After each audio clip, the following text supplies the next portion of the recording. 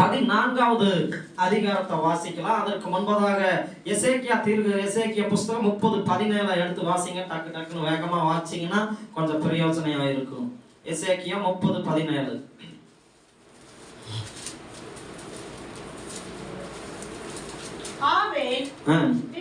என்கிற பட்டணங்களில் வேலைக்காரர் பட்டயத்தால் விழுவார்கள். அவைகளின் குடிகள் சிறையிருப்புக்கு போவார்கள். எகிப்தின் நுகங்களை நான் முறிக்கும் போது அதனுடைய பலத்தின் முக்கியம் அதிலே ஓயும் போது மந்தாரம் அதை மூடும். தக்பானத்திலே பகல் இருந்து போகும். அதை குமார்த்திகள் சிறைப்பட்டு போவார்கள். அல்லேலூயா, அல்லேலூயா. நம்முடைய ஆண்டவர் காயங்களை கட்டுகிறவர். அல்லேலூயா. யாத்திராகமம் 1:14 வாசிக்கிறோம். இஸ்ரவேல் ஜனங்கள் என்ன பண்றாங்க?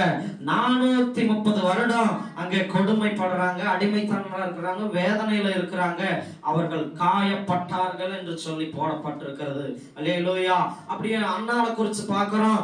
1 சாமுவேல் புஸ்தகம் 1:6 அவங்க என்ன பண்றாங்க? கர்ப்பத்தை அடைக்கிறாங்க. அவங்க மிகுந்த வேதனைப்படுறாங்க, மனதையா இருக்கிறதுனால மிகுந்த காயப்படுறாங்க. அன்னாள் காயப்பட்டாள். அல்லேலூயா. ஆனாலும் ஆண்டவர் என்ன பண்றாரு? காயங்களை ஆற்றுகிறவர். அல்லேலூயா. ரூத் புஸ்தகம் 1:20 வாசிக்கிறோம். நெகோமி என்று சொல்லப்பட்டா அது கசப்பு நிறைந்தது. மாறா என்ன சொல்லப்பட்டிருக்கிறது? அங்க என்ன பண்றது? எனக்கு அநேக பேர் நான் எல்லாத்தையும் இழந்துட்டேன்னு சொல்லி நகேமி என்ற பெயருக்கு அவங்க என்ன பண்றாங்க? கசப்பு நிறைந்தவ. அது மாறா என்று சொல்லி எனக்கு வேதனைக்குரிய பேர் என்று சொல்லி அந்த பேர்ல கூட நெகோமி என்ற பேர்ல அவங்க என்ன பண்றாங்க? வேதனைப்படுறாங்க. ஆனாலும் ஆண்டவர் நமக்காக காயப்பட்டார், காயங்களை ஆற்றுகிறவர்.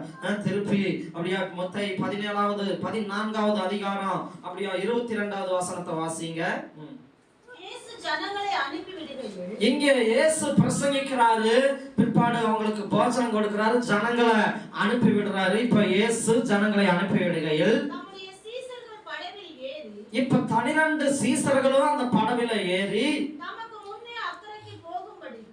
தமக்கு முன்னே இப்ப ஊழியம் முடிஞ்சது, அங்க பிரசங்கம் முடிஞ்சது, ஜனங்களுக்கு அங்க 2 அப்பம் அப்படியா 2 மீனையும் அப்பத்தையும் கொண்டு ஜனங்களுக்கு ஆகாரம் எல்லாம் கொடுத்தாச்சு. இப்ப என்ன பண்ணுது? அங்க இருட்டு ஆகுது. இருட்டு ஆகிறதுனால இயேசு என்ன பண்றாரு? தன்னோடு இருக்கிற 12 சீசர்களையும் துரிதப்படுத்துறாரு. எதற்காக? அக்கறைக்கு போகும்படியாக. அல்லேலூயா. அக்கறைக்கு போகும்படியாக துரிதப்படுத்துறாரு. சீக்கிரமா ரெடியாங்கன்னு சொல்றாரு. ஒரு மலையின் மேல் ஏறி சாயங்காலமான போது அங்கே தனிமையா இருந்தார். அல்லேலூயா. இப்ப இயேசு என்ன பண்றாரு? துரிதப்படுத்துகிறார் என்று சொல்லப்பட்டிருக்கு.